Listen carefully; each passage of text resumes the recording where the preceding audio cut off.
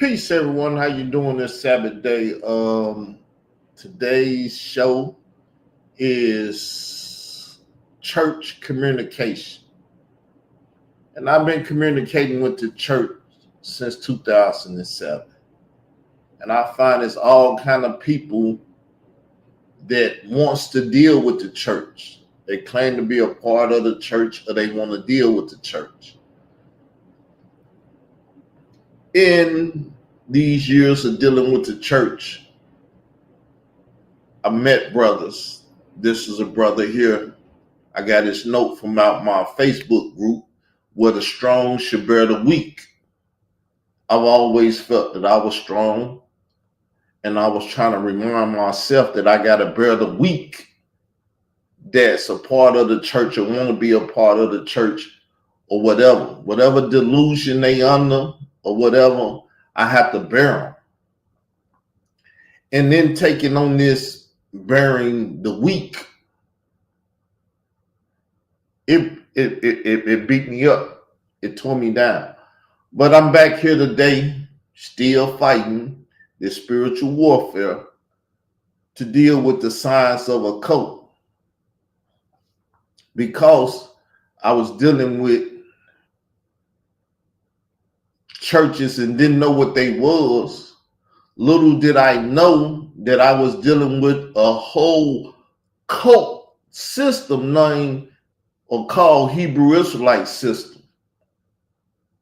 And it, excuse my French because I'm a profane speaker, it damn near killed me.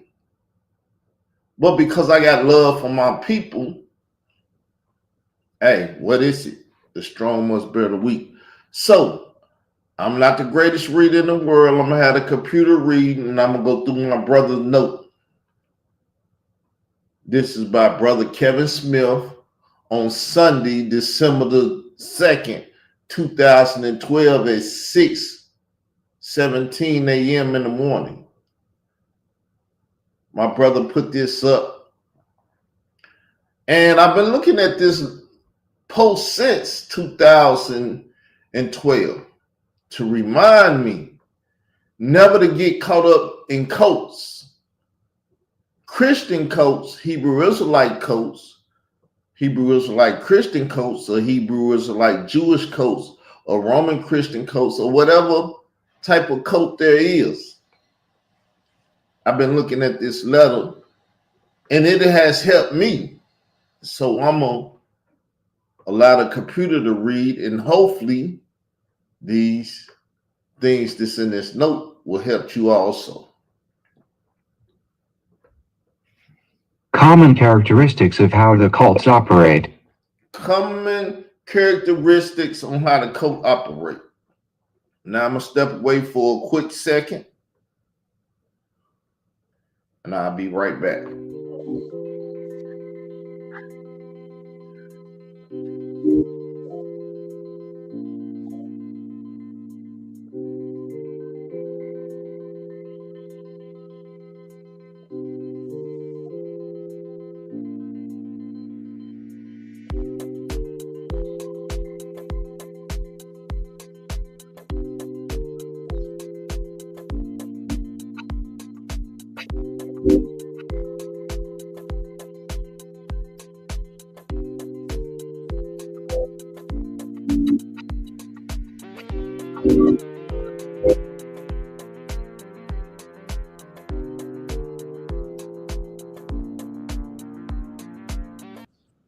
I'm right back. Now, please allow me to explain myself a little bit right quick.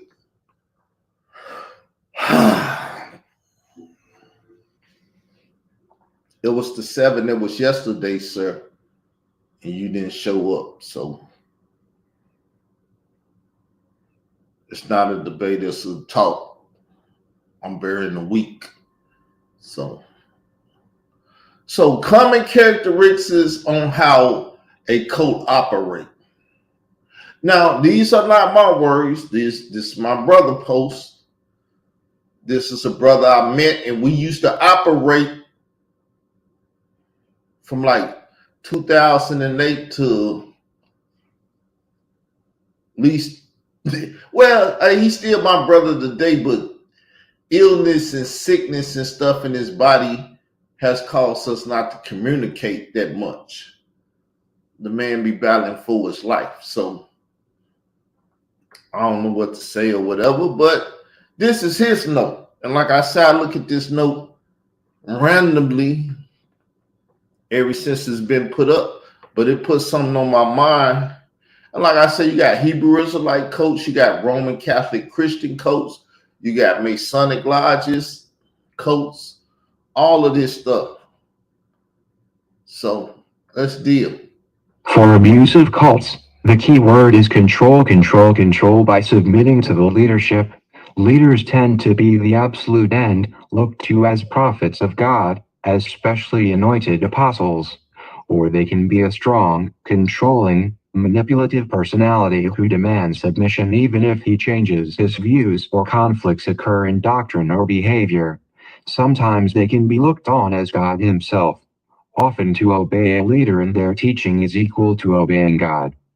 So, as you can see, I tell everybody, I started at the Israel of God. There's two other classes that I used to go to, the House of Jacob and the Church of Israel. Now, at the Israel of God, when I first started, they was Bible Christians. 2020 something, they became Hebrew Israelites again. They started off as Hebrew Israelites, then they became Hebrew Israelites again, right? And I asked the leadership of the Israel of God, Henry Bowie, brother, can we speak? Because the church needs to hear some reasonable people speak about this subject. Now, Henry Bowie's probably like 80, 70, something up in there, 70 or 80 in between or whatever. He said he done dealt with it more than me because he's older than me. He don't want to deal with it. I respect what he said. But like I told him, we needed to deal with it so the church and them other congregations that then came out of the Israel of God and people that love him so much that they won't feel offended when I speak on the stuff and put me in a position of killing them or them killing me. But he didn't want to speak to me. It's all good. I had this letter or this note. It can take time for them to gain power over the new convert, but it will eventually be there. Control is usually overwhelming and can cover most aspects of the followers' lives. Dress codes, activities, finances, time, possessions, and relationships. They can dictate to the member who to see, what to do, what is the right thing to say, and how to say it. Various degrees of control can be experienced, from subtle manipulation to blatant ordering. They will expect rigid obedience of the members' time and activities, involving their followers in physically and emotionally draining activities, leaving little time for privacy and reflection, or questioning their authority, expecting one to show up when everyone else does, and everything is usually done in groups. So this is how cults act. I've seen numerous of cults out here. You see people go to church on Sunday and stay in the church all day and sell food and do all that stuff because the leadership allows them or tells them to do it. And when you spend that much time with people, that becomes your family. You may have had a family before then though, but you don't spend time with them anymore. You spend time with the church, and the church become your family. And assimilation is a part of any family. Any family. So listen. The methods of control which are used is usually fear of displeasing God, the leader, or both. Fear of rejection, punishment, losing one's salvation, missing the rapture, going to hell. guilt, fear, intimidation are weapons used to maintain their loyalty and devotion to the group. So separation is one of them. We the SHIT, and if you separate from us, you'll be less than us. Join the group. This is what gangs do. When I was in Chicago in like 96, brothers seen this same car that y'all see, busting heads and doing stuff in the community independently, because I've never been a part of no group, no gang, no organization, none of that stuff in my life. I've been a part of the Davis family, but they seen my activities. And they say, hey, one of the brothers, I was cool with him. He said, hey, the brothers this and that, and the brothers wanted this and that, and you be a part of our group or our gang, or however you want to say it. And I was like, nah, I don't do that. I'm an independent person. I ain't throwing up nobody this. I ain't shaking up this, that, none of that stuff. Then I went to a Hebrew Israelite meeting. And brother was basically shaking up like gangs. They shake your hand, they pull you in, go left, go right while they hugging you and stuff. I'm like, what the hell is this? This is a gang? What's going on? Need some Demona Israel type people and stuff. But yes, I see it. I've seen many of things. I've been many of places, met many of people. Right? I was like, what the hell is this?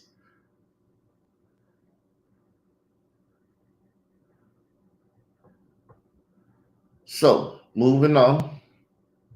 They oversimplify answers to life's questions, making everything for all situations as simple as black or white. Command over the group and intimate matters, telling one who to date or who to marry. Decisions are made by the leader as to who, and when you're ready. Moonize International Churches of Christ. Extremes can be no seeing the opposite sex to promiscuity in sexual relations, children of God, group sex, New Age therapy groups, some Eastern religious gurus, child sex, adultery, and polygamy, Branch Davidians, certain Mormon sects, Children of God sex is used as an initiation into the cult, as well as occult and satanic groups. So if you know anything about Hebrew Israelite, they promote polygamy. And they got plenty of women in their church that's been married, divorced, husband and died, or just young women, and they promise to give them to you. You become a part of this church, you can get 3 or 4 of these women up in here to be your wives. You've been to jail. You ain't had no woman in whatever many years. We gonna hook you up with these women. They gonna serve you. They gonna go to work. You don't even have to go work. They gonna go make the money and bring it home. All you gotta do is stay at home and be a house husband. Yes, this is what a lot of these cults do. That's why they got a lot of cult following. Never been ignorant of this stuff, people. I'm a Southerner. I know how it goes. Sexual impurity, especially among the leaders, can be common and promoted. Doctrinal deception is more than often displayed by moral deception. Polygamy, spiritual wives, adultery, fornication, and sexual sin is acceptable. The leader believes that he is above everyone or is an exception to God's laws, so he may not follow his own rules. So, this ain't the people that I know. They was never this. But they wouldn't tell me about the people that was doing these things in the world. If you can't tell me about a cult, then 9 out of 10, you a cult, because you don't want to tell on your cult brother or the cult system that you're in.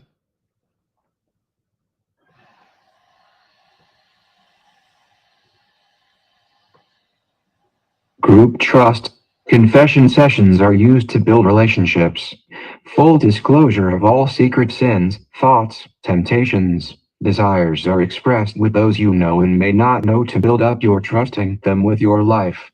These can become powerful tools to emotionally bond you to the leader or group. They later can be used to manipulate or blackmail someone if and when they decide to leave. Yes. My sins is my sins. I don't tell them to nobody but Jesus. I had a partner, he robbed a liquor store. He allowed his daddy to convince him to go tell the police that him and his buddies robbed the store. Man, I wouldn't have told nobody. I'd have pleaded the fifth and kept living. He got a felony now. He can't get a job. He got a wife, he can't get a job, none of that stuff, because he wasn't told on himself. I wasn't told on myself, but Carl has never been slow. Never been slow. It's one of the curses God done cursed me with. Knowledge, wisdom, and understanding. That's the worst thing you can have if you don't believe it. When you look at something and you can see it for what it is, and you try to tell other people and they can't see it, they ostracize you. It makes you, you can't go out, you can't do nothing in life because you see it, but don't nobody else see it. They in ignorance, they in bliss. That's why they on photos smiling and doing all of this. Like I told people, I said, I ain't smiled in years. You can see old pictures of me and I smile. You look at a picture of me today or see my face today, I don't smile. Because the strong got to bear the weak. And I've been bearing the weak for a long time.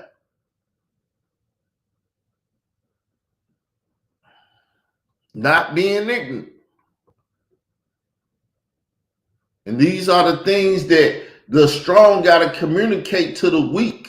Look, don't be weak. Be strong like me. Go against the system. Stop following people. Stop telling people your sins. Stop doing this. Stop trying to sleep with all the women in the congregation. Stop doing this. These people are using you and they using these methodologies to lock you into their system.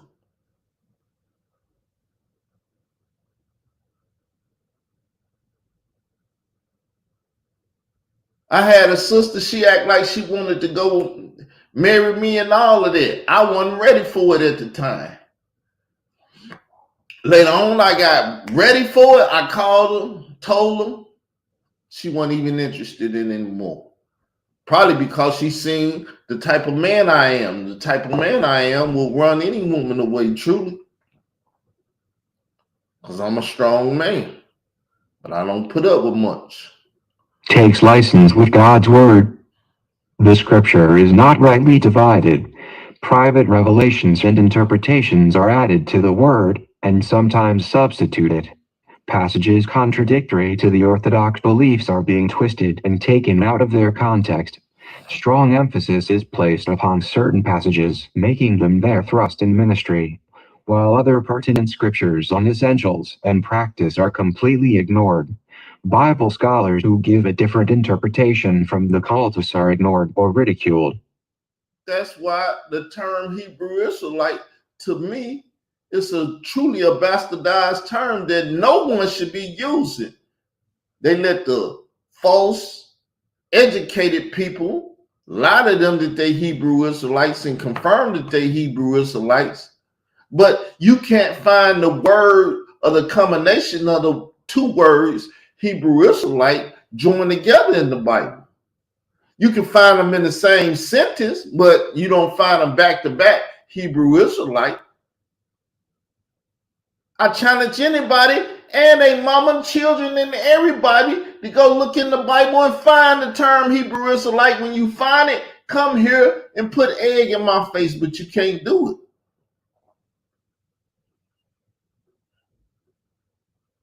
You can try it if you succeed.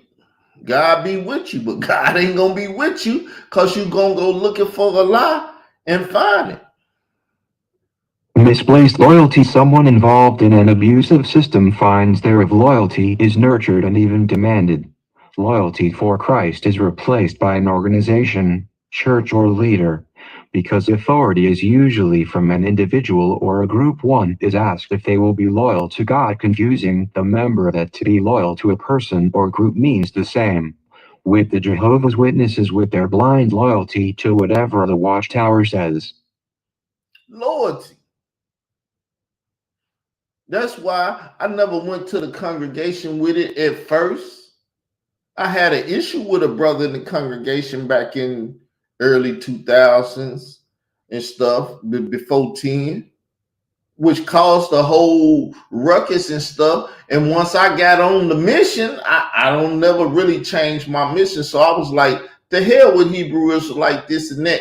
And then it started getting rougher and crazier and stuff. So I reached out to the head of the church, the very first church I ever went to, the Israel of God. And because he wasn't strong enough to bear the weak, I was weak as hell. At that time, he couldn't bear me. He couldn't bear the fact that a person like me with an understanding wanted to speak about it, because you got other people in the congregation with no understanding and they can't speak about it. I felt very betrayed. I'm like, y'all sit up in these classes, you didn't even have them in your class debating Hebrew Israelites over doctrine and foul doctrine and all kind of stuff. But you won't talk to me? I felt betrayed. I was really on my, excuse my French, I was really on my fuck you shit at that time. Let's talk. Oh, you don't want to talk to me? So my mindset is, oh, it's fuck me then. So it turned to fuck them. I don't want to come to your feast. I don't want to fellowship with you. You niggas ain't my brothers because y'all Hebrew Israelites and y'all got a code here. Fuck y'all. That's what my mind said. And it was hard not to truly follow that mind. Though it's division between me and them and everything, I still fellowship with them. I got Facebook groups that they in and they be posting the Israel of God stuff all in them groups. Out here fishing for souls that I put up in a group and everything, but I ain't trying to get in I don't want all that. I just want my brothers to learn what's right, my sisters to learn what's right and do what's right. I wish I could have my spiritual family back again, but if they want to be Hebrew Israelites, just like I said, fuck them.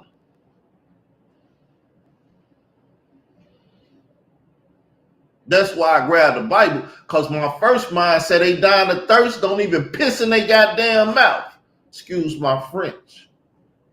That's the type of person I'm truly in my bones and I'm a heartless person because I done seen too much and been through too much. I'm real rough, tough, all of that. I don't play weak.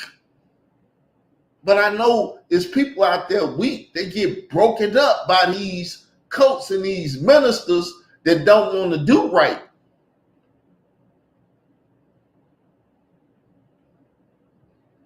And all I ever really want to come out and do is tell people, watch the cults. Malcolm X, one of the greatest men I ever known. When I was younger, that's who I looked up to, and some rappers. Scarface and Tupac and this. I pick the type of men I want, and picking Leak Shabazz, Malcolm Little, he taught me when you dealing with a cult and when you quoting the leader of the cult to the degree he doing, yes, they will kill your ass, because once you stop and you become the op, your life is in danger. So I ain't never followed a man to that degree. I don't give a blank how holy he seemed or how much he knew. No, I'm going to study him and I'm going to learn more than him. And not to be, I don't want to be the leader. I created my own church. I got stewardship over it because I got tired of sending people that listen to me to these cult churches that I don't even F with no more. Said, well, I'm not going to send them to them churches no more because I sent plenty of people to these congregations. People I didn't work with, they heard me speaking about it and stuff. Years later, look up in the congregation and they was up in there. Oh, shit. Changed a lot of people over to want to be Israelites, and they went for the Hebrew Israelite thing because they was ignorant. They couldn't tell the difference between the Israelite and the Hebrew Israelite. Looked up one day, brother, got all kind of Hebrew names and terms and stuff. And hey, bro, what's going on? Talked to him. And he understood my position. He agreed. But the truth is he was too far gone in that Hebrew Israelite stuff. A good brother brought me that book, Hebrew the Negro book and stuff. Everything, brother, was cool. I could have tried to kiss his tail and had him do stuff for me and do stuff, but that wasn't me. We start arguing and fighting because I'm only going to sit around you so long and hear you dealing with stuff that ain't right before I say, hey, man, that ain't right. You need to leave it alone. I got a Roman Catholic brother. Asked him about Ash Wednesday the other week because I looked on Facebook and seen a lot of people with ash on their forehead. Hey, you do that? You did that? Yeah, I did it and this and that. Hey, man, this is how I feel about it. I'm going to tell you how I feel. Because like I said, my mother and father, they were still alive when I started dealing with this stuff. You don't think I ever argued and fought with my mother and father about their belief systems and this and that? I was in Arkansas. My mama go to Sunday church. I made a promise to everybody. Never will I step in a church house on Sunday. Because all of y'all my enemies. I go up in that church house and y'all will burn me at that pulpit for telling y'all the truth. I know, I understand. I've told you I've never been an idiot. I don't go in places that got one way in and one way out. Because I was taught as a youngster, don't go in places with one way in and one way out. You go in and somebody see you, you got one way out and they know where to go. I'm going to go stand by the door and wait for them to come through.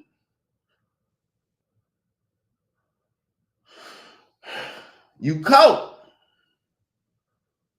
It's certain things that life is supposed to teach you. In the honest God truth, I hated my elders. Keep living. I hated when they told me that because I was young and I was intelligent enough to be like, what are you saying? I don't plan on dying, so why you keep telling me to live? They never explained it. Life teaches you through experience. You keep living, you're gonna experience some stuff that you ain't never experienced before, and you're gonna learn some things that you wouldn't have learned unless you experience those things.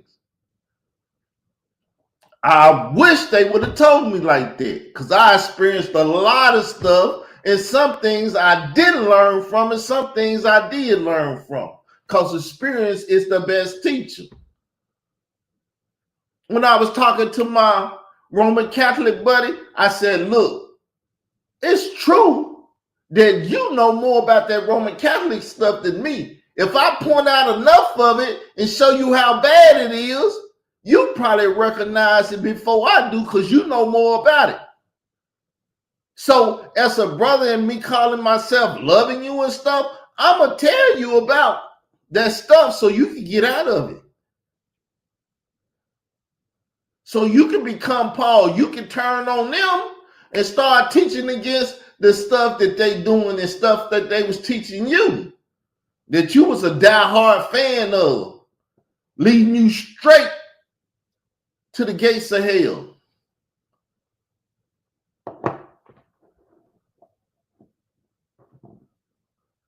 I'm a warrior. Self-proclaimed warrior, but I am a warrior. I'm going to fight. Stuff get crazy, I'm still going to fight. And try not to put myself in a red wedding situation. But knowing if I go in there and it might turn into that situation, I'm going to have my little friend for you. And I'm going to tell you like Tony Montana said, say hello to my little friend.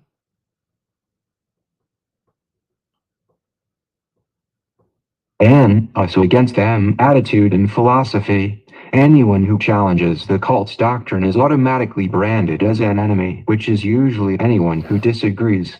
The cultists feel that they are being persecuted unfairly. On the other hand, true Christians accept persecution, knowing that it tests the genuineness of their faith. New members are told Satan will cause friends and family to say bad things about their group and that they should only trust their new family. We should expect to be persecuted for the truth we have. It becomes an us against them mentality. Cliches are given, such as, who is more important, God or school? Or, don't you love God with all your heart? Don't you trust us? Do you know of anyone who cares about you more? We are the only ones who have the truth. Don't you want to be found faithful? See, it's all sorcery, flattery tones is sorcery. That's why I don't like no nigga flattering me. Don't flatter me. I can't read. I can't spit. I can't do, excuse my French, I can't do shit without God. With him, I can take over anything. But I ain't nothing without him. Focus on an imagined enemy. The enemy is seen to be the government, the IRS, the Illuminati New World Order UFOs, or other conspirators, the Jews, blacks, other ethnic groups. If they are politically oriented, certain church denominations are considered the enemy. The focus shifts from inside and instead of God's truth and purpose, keeps the adherents busy towards something outside. It also stops them from looking in and really thinking things through. Looking in and thinking things through. That's why I said I just spoke to many of Hebrew Israelites. I speak to IUIC. They be like, who's a Hebrew Israelite? If you ain't a Hebrew Israelite, Negro, who is a Hebrew Israelite? Y'all might have dropped the black off it, but you still Hebrew Israelites. That's modern day black Hebrew Israelites. They dropped the black and just start saying Hebrew Israelites. Because they was black Jews before they was black Hebrew Israelites. Back when James Brown was, I'm black and I'm proud.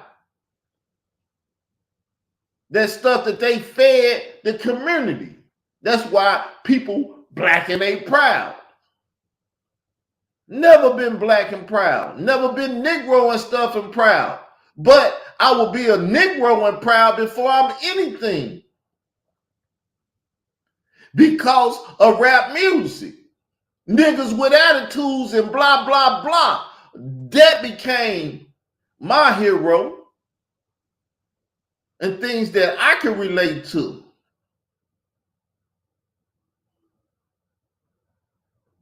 You want these Hebrews to relate?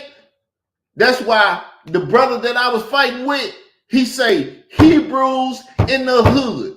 Name me anything else that correlates with that. Niggas in the hood. Do it or do it not correlate. Brothers in the hood, Negroes in the hood, this and that. Hebrews in the hood. Oh, yeah, this some cold stuff.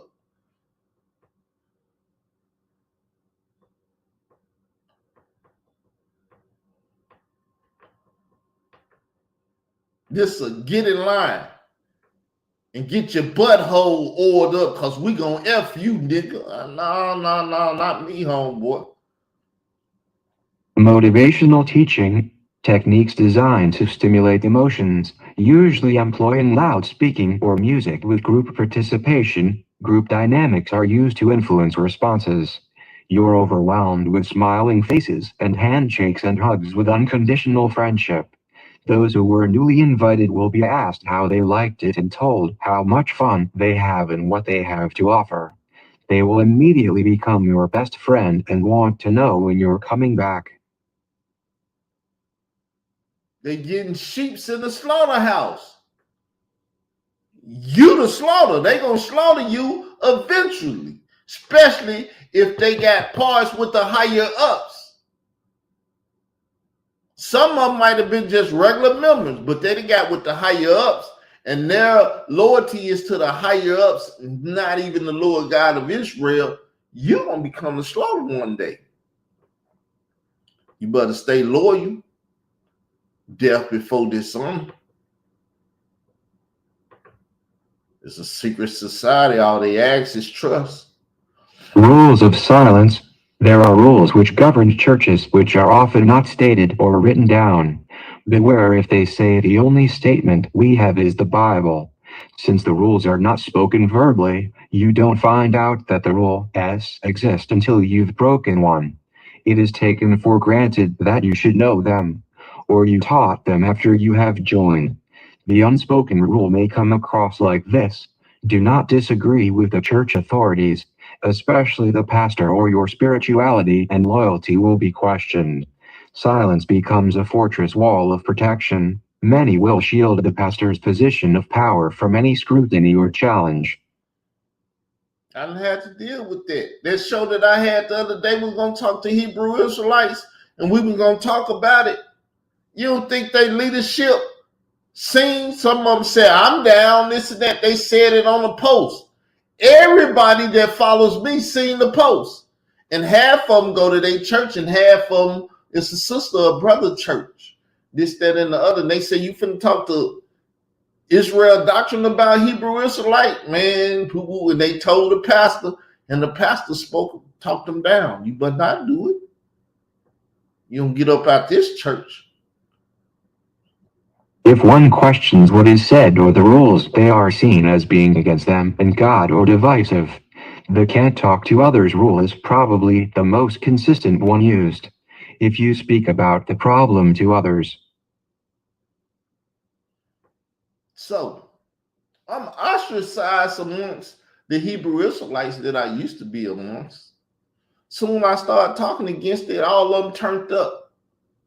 The brother from Gary, Indiana, one of the sisters, started trying to attack me and stuff. I probably knew her longer than I knew the pastor of the church in Gary, Indiana. But she tried to turn and tell me I was doing this and that. No. If talking and telling people you're an Israelite is beating a dead horse, then you should be at every Israelite congregation in the world on your microphone saying y'all beating a dead horse. I got a couple more. I'll stop here. Let's see what we stopping. You just became the problem. That's why I stopped it. I got a brother that won't speak to me. He thinking we supposed to speak today, but it was the 7th, and that was yesterday. He didn't show. Peace. Hey, shalom. Yeah, that was a misunderstanding. I work Monday through Friday. I would never schedule anything on a weekday. Yeah, it was Saturday, 12 p.m. We're 40 minutes in, and it's a misunderstanding. So you saying you wouldn't normally do it, but we have the audio from the first show when you did it, and I was sitting there yesterday, and you weren't there. Okay, well, yeah, that's true. That's true. In my mind and in my heart, I said Saturday. That's Well, what I was thinking I to myself. forgive you, but today is the Lord Holy Sabbath. I'm not finna. We can talk Bible or talk with, but you were talking about the tree of life. We can talk about it if you want to. Yeah. No, I recognize it's Shabbat, but sometimes we have to put down certain things or put them away so we can just get the work done, get the job done. Well, And I have no yeah, problem with working on the Sabbath day if you need to work on the Sabbath day. It's good to do good on the Sabbath day. yeah. Oh, of course, of course. Yeah, I'm here on a Shabbat. Yeah, and where I'm here to talk about Kabbalah, and we can have a conversation about it. It doesn't have to be a debate because you know the title of Yeah, this that's why. video, right? Was it church communication? You Yes. know, where the problem with communication is that people aren't hearing each other. They're just waiting to respond. Well, You you're know, more the teacher today because I don't really know much about the tree of life. I know I'm a tree and I can bring life or death and stuff, but I don't think you speaking from that perspective. But you can start the conversation whenever you want to. all right, yeah. Just this morning, I had some Jehovah's Witness come over and give me a visit. First time ever. I lived over here for 2 years now, and that's the first time Jehovah's Witness ever come over here, and it was a great communication. I was actually able to show them the tree of life diagram, which is called the tetragrammaton. Have you ever heard of the tetragrammaton before? Yes. Okay, so yeah, the tetragrammaton, another way to call that is the tree of life. It has another name, which is Kabbalah, Kabbalah, and that's the same tree of life in Genesis chapter 3, specifically as an antidote in chapter 3 verse 22. So when you look at chapter 3 verse 22, it's an antidote. It says, lest ye put forth your hands and take also of the tree of life and live forever. And that's what I believe is the goal of most religious people. They're thinking about the afterlife. They're thinking about what happens after death. And it explicitly explains that if you do not have the tree of life, then you come to Revelations chapter 22, verse 13 and 14, which recaps of what was being instructed to us in Genesis. That's why I keyed into the tree of life about 2013 when I got my concordance, and then I got interested. I'm like, okay, what is this? What really is this book? And then I said, oh, Kabbalah, what is that? Oh, this is something the Freemasons are doing. Okay. I had already known who Albert Pike was, and I had already been reading Morals and Dogma, and I carry Morals and Dogma with me every day in my backpack. But he explains that Freemasonry is a religion. So if Freemasonry as a religion is built off of aspects of the Torah and the New Testament and the Gospels, then yeah, the tree of life is super important to Now, know. ask a quick question. Yeah, Is this the tree you talking about? that's it. That's it. And that's, to be honest, that is not, that's just the beginning. Yeah, that's just the beginning, because you can reorder the planets. You don't have to reorder all of them. But what you can do is add one, because there's one that's missing on that particular diagram. And the one that's missing is called Dayat, which is something that every Christian says that they want, which is discernment, because that's what Dayat means in Hebrew, is discernment. So that's the tree of life. If people Google search it, that's what you're going to find. That's exactly what it is. And the goal is to learn what the Hebrew words mean for each one of those circles. And all of those words are in the Old Testament. Yeah. Self, understanding, knowledge, wisdom, mercy, severity, victory. They're all in there. And that the tree of life is also known as the body of Christ. Are you familiar with that? Yeah, shimmers are considered trees. No, brother Israel Doctrine, are you familiar that the tree of life is also known as the body of Christ? Christ is the tree of life. So yes, the church, which is his body, must be the same thing. Yeah, yeah, because Jesus knew that Christ was something outside of him, but something inside of him.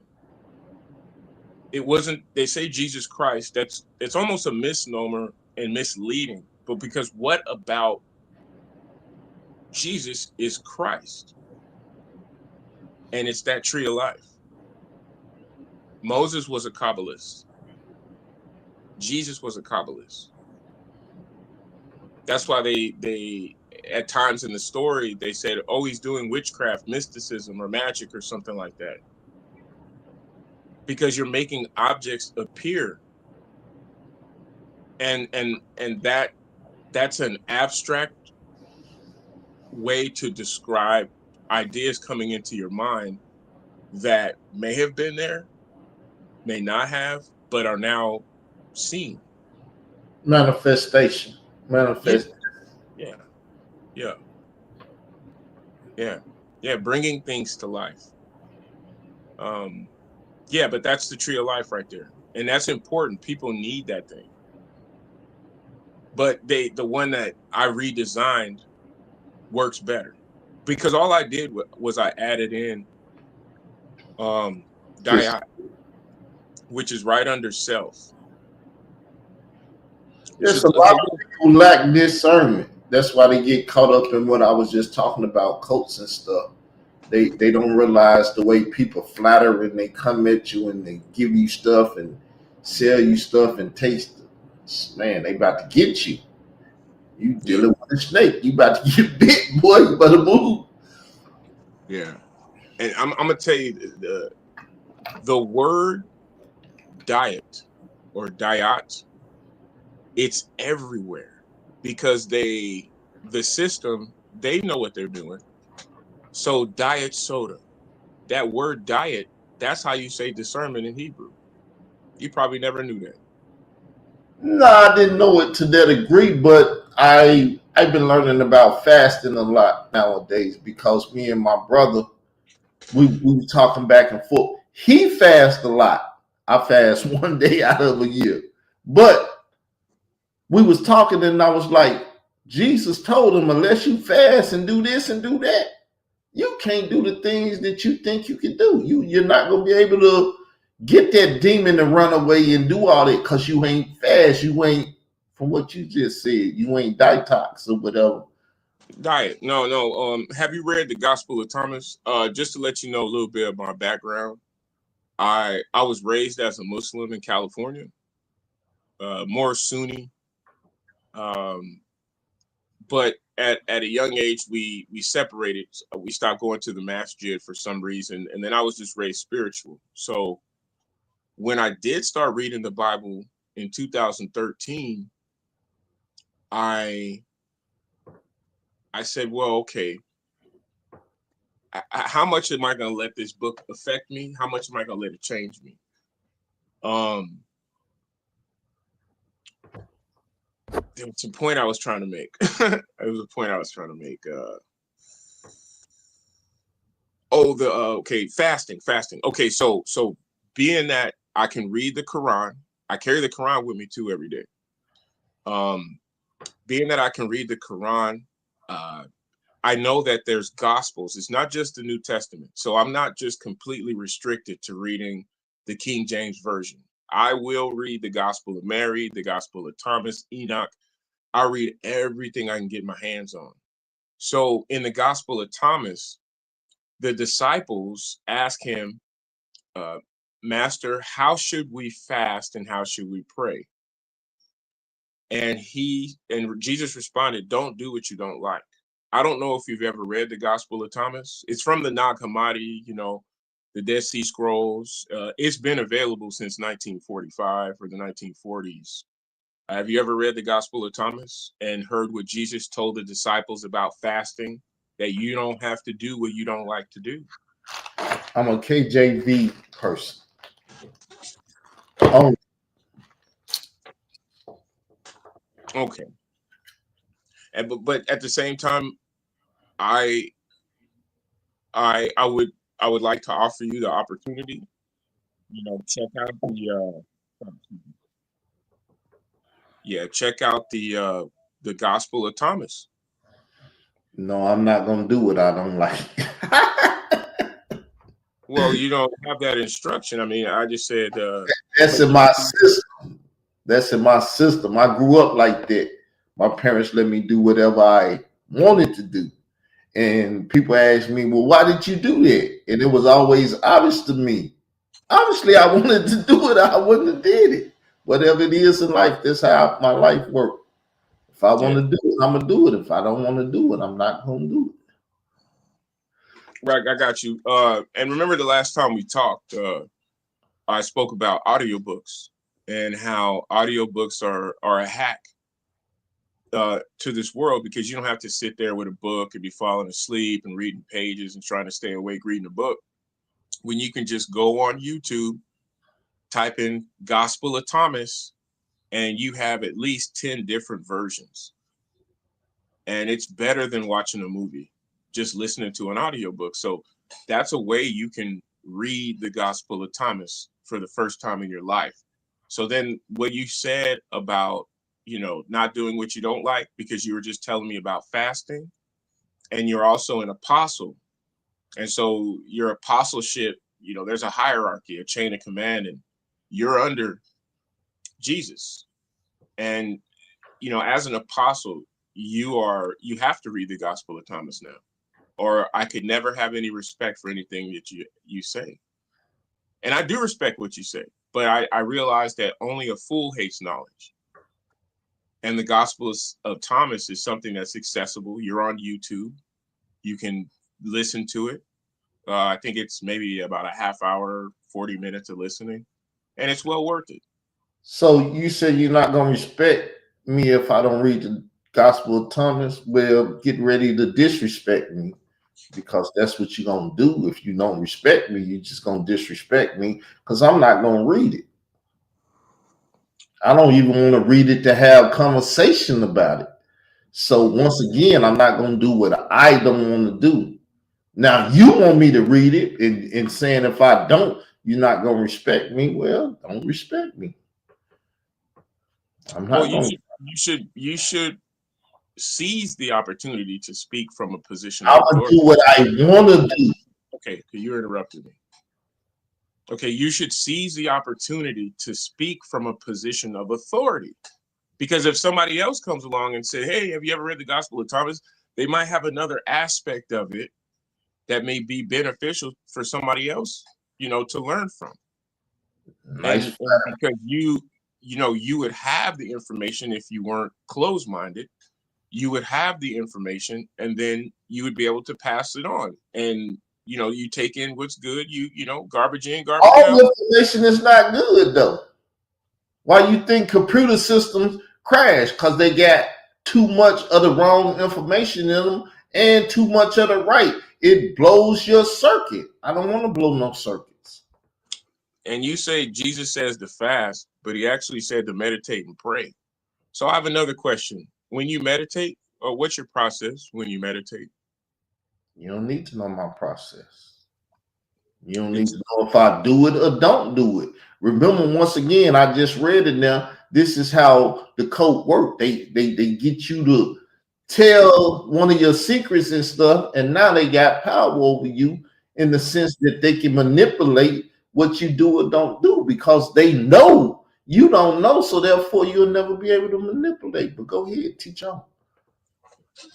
Okay, well, meditating, it's simple. You just focus on your breathing. Breathe in your nose, out of your mouth. Breathe in your nose, out of your mouth. My mama taught me to do it 5 times. And she didn't really understand why she was telling me that, but that's consistent with what Jesus was attempting to teach people.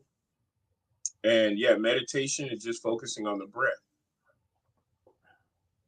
And, just getting back to Kabbalah and why Kabbalah is so important, the body of Christ, because, the body is to be discovered, is to be activated, is to be utilized. And when you study the tree of life, you're not only studying those Hebrew names, but you'll find that those names also associate with planets and what we now know as the solar system. That is in the tree of life as well. And the solar system, we can see when we look up at the sky, right? Parts of it from what we've been told. And those are the celestial bodies as they revolve in the ether. That's another way to say it, the fancy way. And in your Bible, Genesis chapter 1, verse 1, in the beginning, Yahuwah Elohim created the heavens and the earth. Pause. Heavens, Shamei Shamayim. Did you know that? Well, no. But Shamei Shamayim in Hebrew. And the definition from the Strong's Concordance, Shamei Shamayim means the celestial bodies as they revolve in the ether.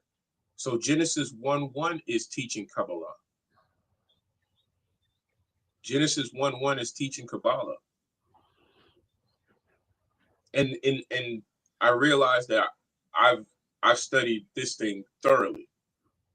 And I'm just sharing. Well, I'm listening. Like I say, you're in teacher position. I learn from everybody. I don't read a lot of books. I don't do all that, but I will conversate with anybody about anything. Yeah, you need to read the Gospel of Thomas, because you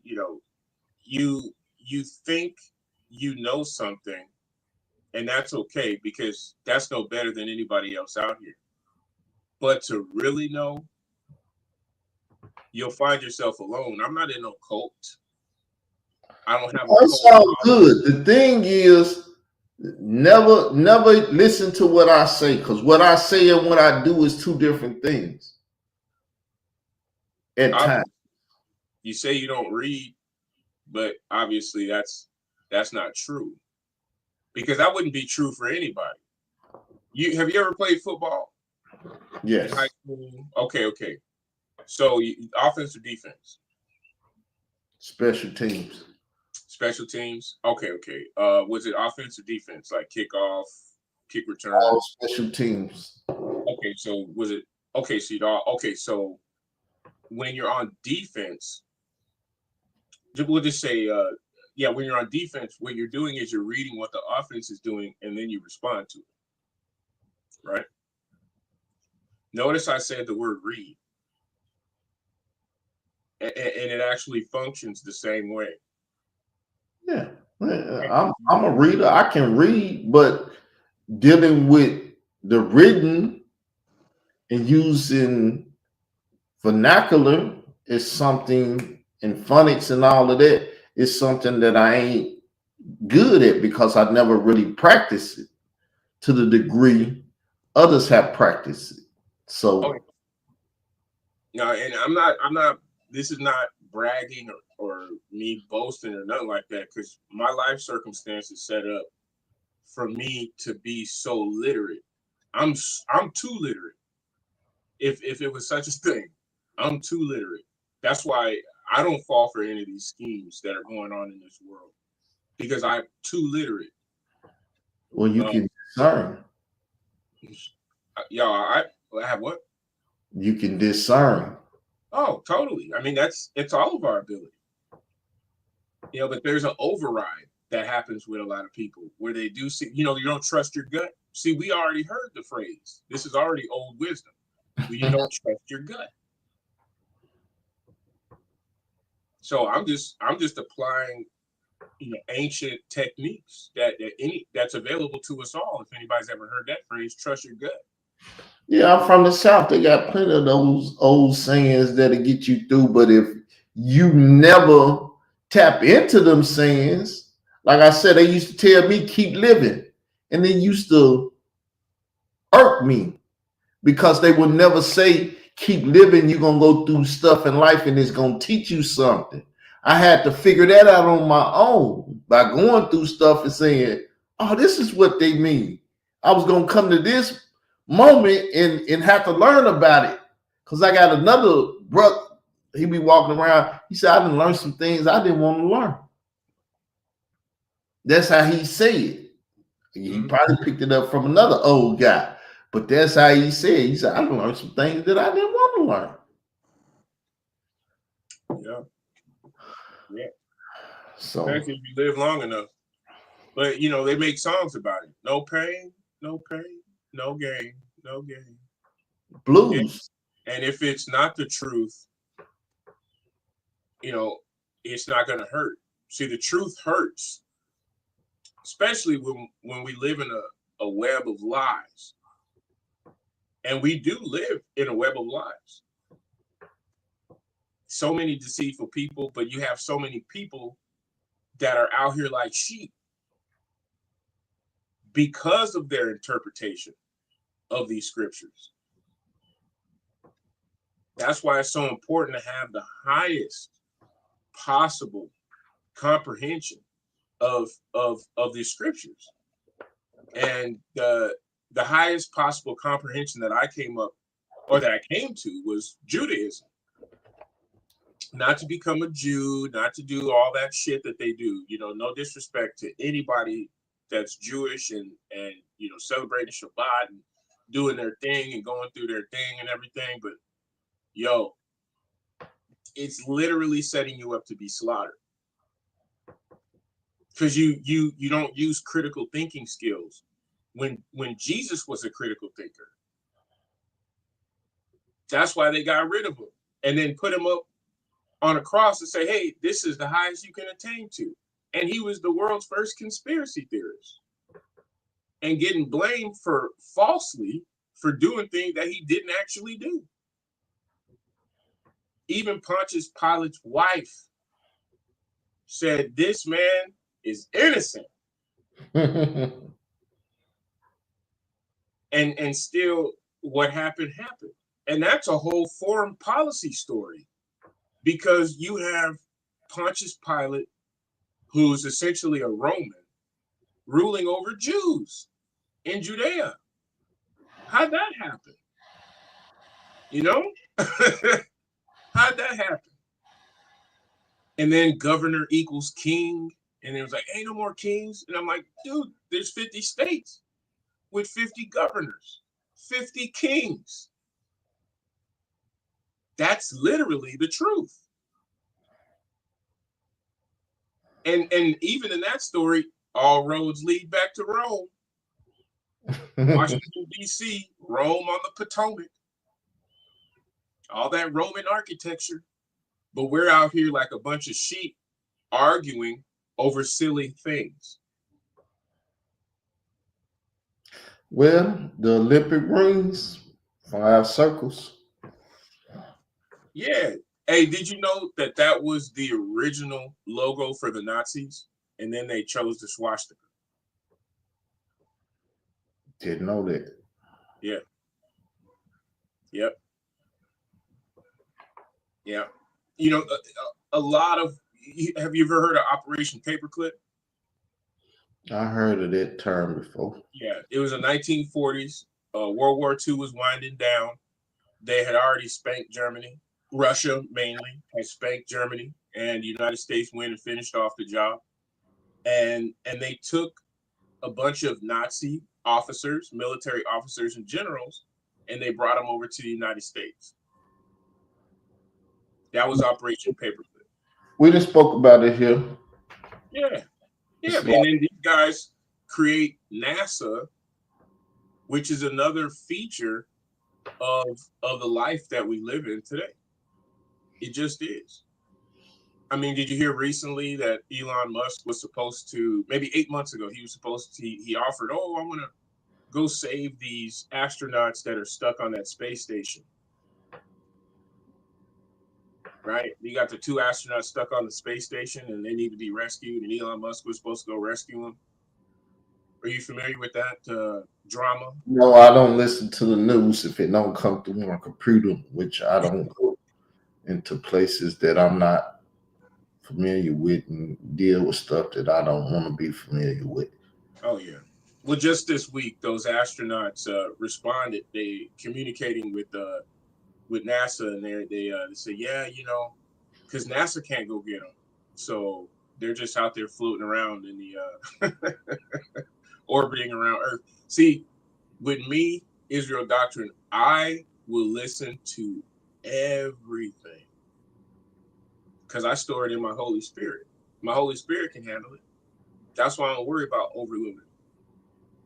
Yeah, you got to take time. When you go to hell, you come out, you're going to need water and food, which, it's not literal, it's figurative. That spiritual water, that spiritual food, to be fed, by others that really care about you. When you do tackle difficult topics, so I'm familiar with the process, and I respect the process of knowledge.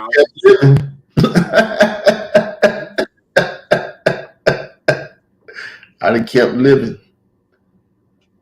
Yeah. Even like we said, some of these old phrases, no pain, no gain. I would highly suggest that just jump in wherever you get the notion to start learning more about Kabbalah. Even if it's that diagram that you had up, learn what those Hebrew words are, because that's probably more Hebrew than you know right now. That's not a diss. That's not at all a diss. I didn't even know what Hebrew was until 2004. I'm like, what is this? And that's in relation to Reggie Jackson quitting playing football. He's like, I'm quitting, y'all. I've been a pastor of a church. He was like a pastor for like 15 years at this church. He left the NFL because he's like, man, I think I'm misleading my people because I don't know Hebrew. Yeah. And that was 2000. A lot of people drink that Hebrew elixir. I said Hebrew How elixir. can you be Israel Doctrine without Hebrew? Because Israel is something different than Hebrew. In the physical world, you come out of the Hebrews, but just like Abraham, the first Hebrew, had to leave his family, you have to leave them Hebrews behind. Because you got to change, it's a changeover from Hebrew to Israelite. In Egypt, you was a slave, you was a Hebrew. You did 400 years of slavery. God brought you out, you got baptized in the Red Sea, and you ended up in the land of Israel. You became Israel. The promised land, you got a whole nother life now. When you change from Hebrew into Israel, you get something you never had before. And a lot of people don't understand that because they stuck on the Hebrew language, Hebrew garbs, Hebrew this, Hebrew that, and not knowing that Hebrew stuff is change that's holding you down. Okay. I'm going to tell you another secret. See, Esau is a Hebrew too. And in 70 AD, when Israel was scattered throughout the world and lost their identity, you know who found their identity? Esau. So when you listen to Judaism and this and that, you eating what Esau has been selling since 70 AD. Exactly.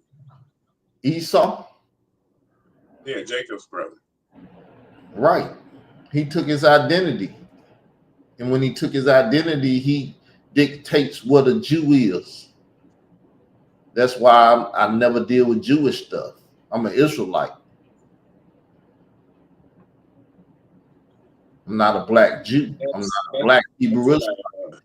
And that part right there, I realized that It even says it in Machiavelli the Prince, that when you study what the enemy is doing and try to share it with your people, they're gonna be mad at you. Like, why are you looking at this stuff? Why are you studying this stuff? Yeah, well, he explained what it does to take over a country or whatever.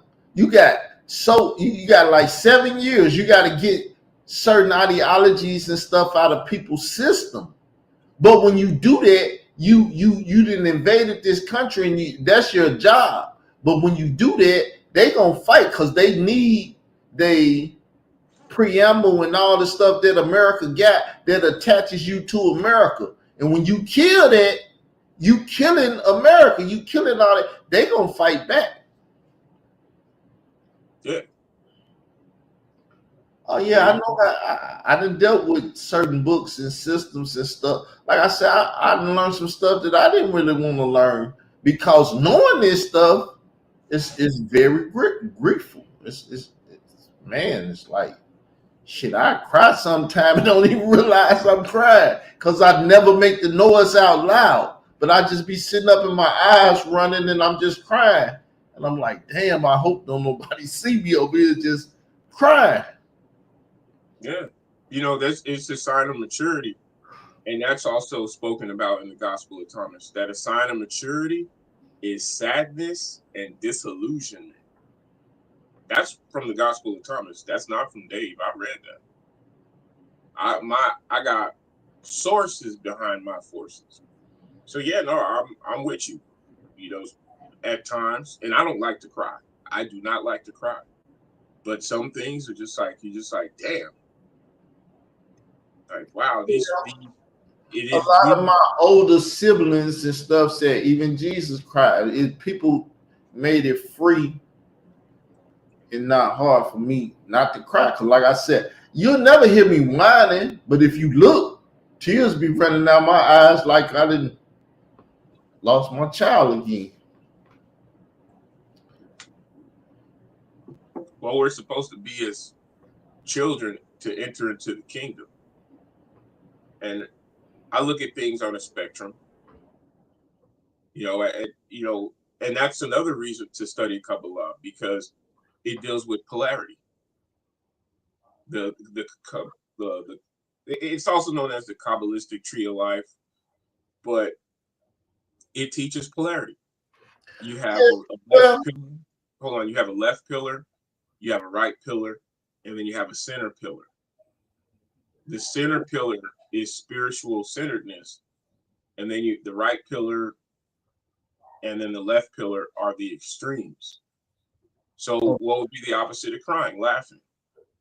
okay, well, let me speak a little bit. Well, I deal with it here because what you're talking about is certain systems and stuff. So I be telling people duality, yin and yang, and all of that stuff. I deal with all that. Temperature, temperature can be cold or it can be hot. It can be 0 degrees or be 100 degrees. You got to be able to regulate these type of thoughts in your head to understand how to deal with the world, because sameness and differences are truly the same thing, but they split. You can only see sameness, you can't see difference. You messed up. You can only see differences, but you can't see sameness. But I'm a person, I didn't realize I could see both of them, which a lot of people can't. Yeah, you can demonstrate it by blowing on your hand, right? And you can create hot and cold from your mouth, from the breath. Just the difference there. The scriptures talks about waxing cold, being lukewarm, and then I guess heated. What would be heated? Maybe just spiritually energized. We'll just make up something. But there's a spectrum. Yeah, of course, everything's on a spectrum. And where we engage is from our own position. From our position, we engage in the world. And as we engage in the world, it's good to have Christ. it's better to have Christ than to not to have Christ, because everyone has a varying degree. They just don't realize the spectrum of the Well, decision true. We they're got the making. breath of Christ in us. That's what activates us. That's what makes us alive. Yeah, cruelty and mercy. We have that in us to be extremely cruel or to be extremely merciful, and it's a choice. I choose spiritual centeredness, like what Buddhism teaches. If I were to ever claim a religion or a religious system, I would say Taoism is more what I'm on. But I love Jesus. I love Buddhism. I love to read about Judaism and to get an understanding of what Jewish scholars know. Did you know that every Jewish scholar knows that to know what one word in Hebrew means, you have to compare it with 5 other words in Hebrew? Did you know that? Hey, the Edomites is slick. I'm just saying, but once you do it, then you get a panoptic view of what that word actually means by just 5 other words. And you're not only looking at the words, but you're looking at the definitions. And that's why. Well, this is what my idol Malcolm X did. He got the dictionary and broke it down. These are things that if you do it, you'll be on another level. I don't have no problem with it, but at the same time, I'm a sloth when it comes to those type of things. Yeah, that's the 3rd dimension. That's 3D. 4th dimension is not that difficult to get to. Yeah, and that's the difference between a seed and a sprout. Well, digital pit balls got to be playing 4D chess, so I'm good. Yeah, man, I ain't talked to Digital Pit Boss in years. Man, that's the homie right there. That's the homie. We share a lot of the same views. We differ on this idea of when Jesus was born and stuff like that. I don't think that really matters. But at the same time, we agree on more than we disagree with. Yeah. But yeah, getting back to the polarity of everything. We practice it, but we don't realize that is already in the books that we're reading. It's in the Bible. Like I said, Genesis 1:1. When you look up the word heaven in Hebrew, read the definition, and you're like, wow, okay, what is this? And then you have the tree of life, and those are all planets. You just saw a diagram with circles and lines. But inside of each one of those circles is the name of a planet in the solar system that we know today. It's 10 oval shapes on that picture. Am I correct? Yes, there's 10. How many planets? 9. So the part that's obscure is it's on the right column. I think there's Yaakov and Boaz. Those are the names of the column. I think it's the white male column. At the top, or it's where they get the idea of capital, because at the top, that Kokma, it means the universe. So that's the 10. So there's 9 and then 10. And then what's the other one? Oh, Pluto. I'm trying to think of the other planet that's not accounted for. Or the other no, that's it. Okay, I'm thinking Pluto, Neptune, Saturn, Mars, Mercury, Jupiter, Venus, the Sun, the Moon, the Earth. Okay, where's the 11 come in?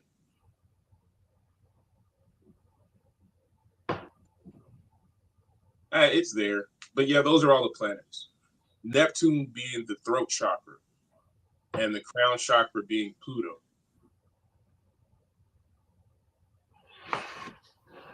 And then the root chakra is Earth. the sacral chakra is the moon. Now we're dealing with the center column. Because are you familiar with the little bit about Buddhism? No, I don't deal with Buddhism. I don't know nothing about it. You know, Jesus went to India and studied up under the Brahmins.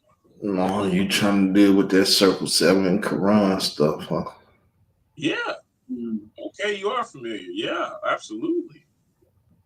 Some things I'm not familiar with by language, but see, like I said, I've been out here in the world talking to people since 2007. I've talked about some of everything, but they couldn't use the secret terminology of what they was really talking to me about. So I'm talking about some of everything. You want to know why? Terminology. You know why? Because they don't have the tree of life. Period. Well, it is what it is. They don't have Christ consciousness.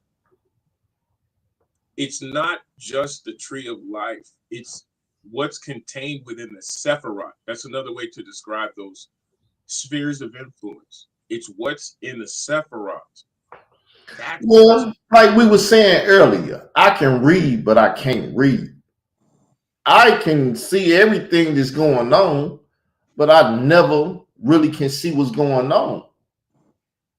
I see signs, I hear symbology, I do all this stuff, but I never call it by the names that other people call it. There are systems and names to work these systems, and I don't have them. I'm not going to no Masonic lodges and stuff and getting this.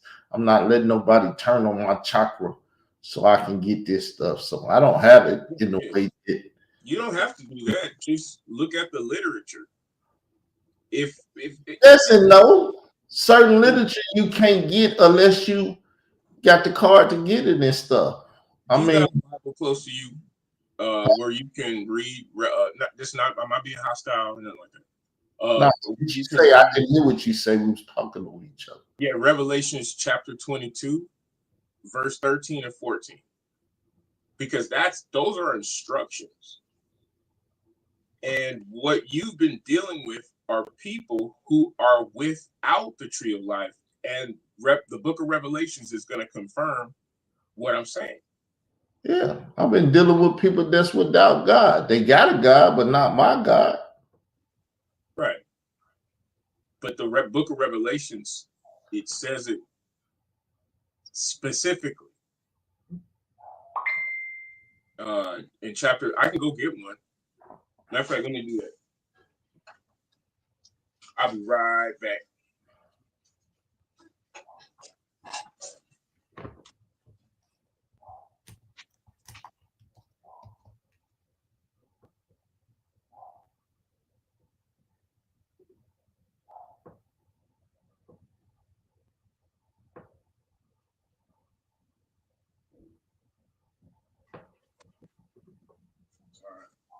I had to make sure I grab the King James. Because King James is important because it may have been about 60 years before that. The Bible, more like 80 years before that, the Bible was being translated from German into English. And that's important because that old English is closer to German, and German words, they're more descriptive than English words are. So I like reading the King James because it's closer to, it's a closer translation that's more accurate, even if it's not completely there, like when you're reading it, but just read it again, and then it'll come through. Especially when you look at the Hebrew and starts replacing Hebrew words with English words as you're reading through an English scripture. Does that make sense? You know, you're kind of the way Spanish people speak Spanish words and English words at the same time. I'm not a linguistic person, so. Oh, well, I am. It's so foreign to me. Yeah, I grew up in California, so a lot of my Spanish-speaking friends were Mexicans mainly. They would speak in Spanish and English to other Spanish speakers, you know, and they called it Spanglish. And so what I developed as a concept in my mind was I call it Grek English, which is Greek in English, and you know, Hebrew the same. Because it happens already, you know. You say this guy's a schmuck. Okay. Now the word schmuck is Yiddish. But if I say this guy's a schmuck, I'm not speaking completely in Yiddish, but part of my sentence was in Yiddish. Well, let's take a pause for a second. Once you sit here, I've been here for 25 minutes. You lied. I never said the 7. I said Saturday at 12. Did I do a show yesterday? Was you not there? Why did I do the show yesterday? Meaning I heard something, or you, what you gonna say, I'm making up something? Nah, I was just saying let's rewatch the tape. If I don't see why I would say Friday. For me, in my mind, I know I work all day. Just the type of job I got, I'm working all day, so I would never. Well, you could have misplaced the 7th and the 8th day. Okay. Now I'm okay. It's all good. It's actually Revelations 22, 14, and 15. Just let me get this out real quick. Okay. Blessed are they that do his commandments, that they may have right to the tree of life and may enter in through the gates into the city. For without are dogs and sorcerers and whoremongers and murderers and idolaters and whosoever loveth and maketh a lie. See how important Kabbalah, the tree of life, is? See, everybody that you come across, they don't have the tree of life. That's why they were all that.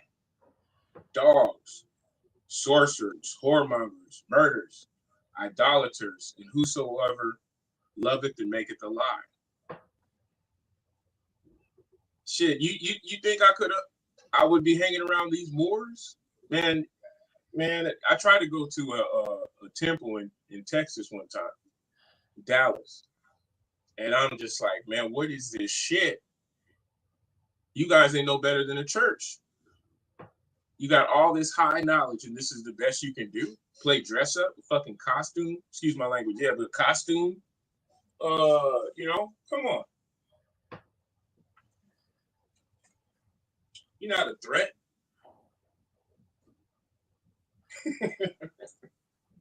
However, the information in the Circle 7 Quran about where Jesus traveled to is to teach us that Jesus, as a master teacher, he studied in different places from age 12 to 30.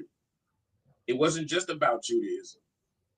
It was about the entire spectrum. He wanted to know where people suffered. They asked him when he was in India. They was like, yo, why are you here, Rabbi? You know, you're a master teacher. And he's like, no, I just want to know how my people suffer so I can help them. Because if you don't know what they know, then how can you help them? And so, apostle, that's the goal.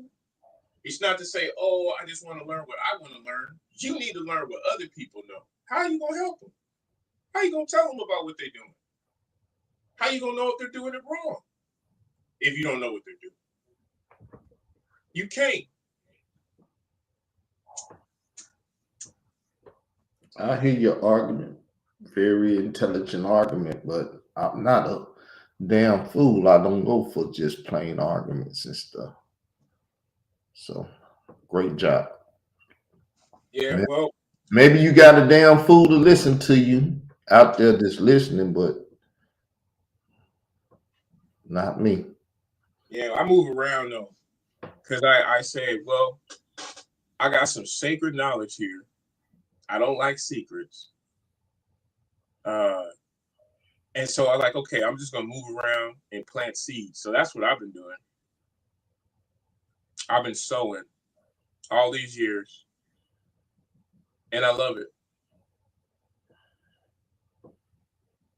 And I'm known a lot on YouTube. A lot of people know me. Not. I'm not gonna name drop or nothing like that. But I've talked to a lot of people. A lot of people on this. That's why you ran across me, because I've been out here doing the same thing since 2007. Yeah, respect. But you got to know what other people know. And how you don't even know no Hebrew. But you call yourself Israel. I don't need to know Hebrew. And for all you, excuse my French, motherfuckers that keep trying to tell me about Hebrew, go eat whatever, do some profane shit with some profane shit. Quit telling me what the fuck I gotta do. I am the only authority outside of the Lord God of Israel over me. So really, when y'all talk this shit, I be like, fuck y'all. Because you can't tell me what I need or don't need. Okay. I'm in control of me. Okay. I only said that. Once disrespect you and told you anything about what you need or what you need to have or what you got because you want what you want. Okay, obviously I want what I want, and if I ain't got it, I'll go get it. If I want it, I'll go get it. If I don't want it, I'm not fucking with it. Fuck what you talking about. Okay, so obviously you're sensitive about. No, I'm not sensitive. I'm just tired of you people trying to tell me what I need. You didn't even hear me. I need to do stuff. You can't tell me what I need to do. No, you didn't even hear me. How to do it? You didn't even hear me. Okay. Obviously, you're sensitive. No, I just told you. I told you what it is. Just like you told me. Listen. Just like you told me I needed something. I told you kiss my ass, and if I need it, I go get it. If I don't need it, I'm not fucking with it. You will never be able to be in a position to tell me to go get something to do something. Because number one, you're not my father in heaven or on earth. And shit, my father on earth never whooped my ass and told me what to get. I get what I want. And any man that don't like what I got will get a big finger or something else telling them to kiss my ass. I don't have no problem with that. Got you. Well, Jesus said, call no man on earth your father too. And I never put myself in. Look, I don't even want to talk to you or to say I'm your father, but I am son of you. You said you had the tree of life, but you sit up here disrespecting me and brought this side of me out. I didn't want this side out there. I wanted to do my little coach shit and get on, but you and your conversation has brought another side out of me, and I don't like this side, and I don't like this. And I've been drinking. I've had alcohol to drink this morning. I don't give a fuck what you've been drinking or not drinking. I'm not talking about drinking. So let me say this.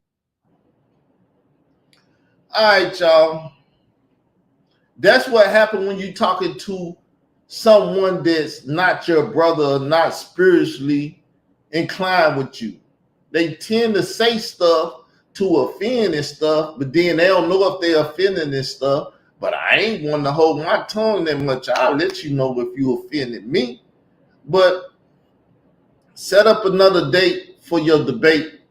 Do it on Sundays. I'm not trying to disrespect the Sabbath day, brother. So now, look on your calendar and set your date and everything so you won't be saying I'm lying. You gonna do that? Let me see what's going on. Hey, what's up, man? Hey, okay, so you're gonna throw me in the back room. We're having a conversation. Brother, you're not in the back room no more. You're on the front screen. Stop. Why are you getting angry? Listen. Stop getting angry. You got no self-control. Stop fucking talking over me too. Why you can't understand how to humble yourself and be quiet for a sec? I let you talk damn near the whole show. I ain't even tried to argue with you. You trying to tell me what I could do? You wouldn't do this if I was standing in front of you. Period. You wouldn't. I muted you again because once again you unmuted yourself. Look, you're talking over me. If I'm talking, shut the fuck up. You talking, I'll shut the fuck up. Talk. You've been talking. All right. You wouldn't talk to me like this if I was standing in front.